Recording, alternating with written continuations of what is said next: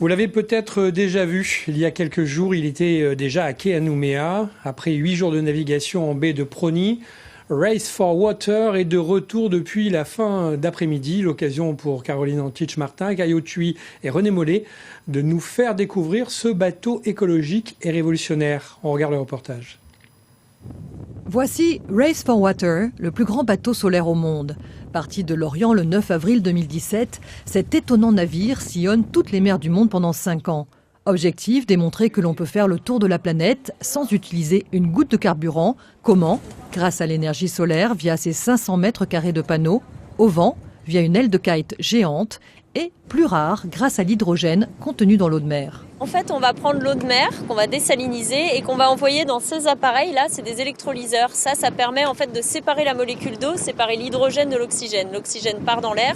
L'hydrogène, on le compresse et on le stocke dans les bouteilles qui sont sous nos pieds à 200 kg d'hydrogène à 350 bars.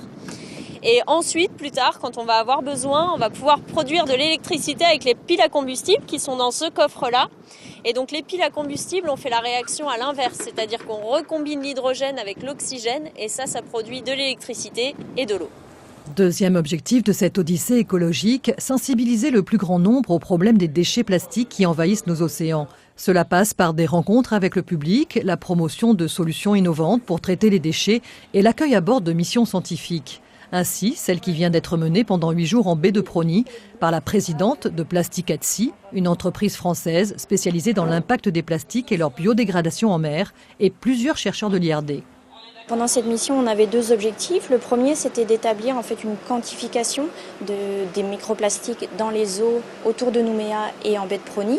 Et notre deuxième objectif, c'était d'étudier en fait les effets des microplastiques sur les coraux, combien ils en ingéraient et aussi les effets sur leur métabolisme.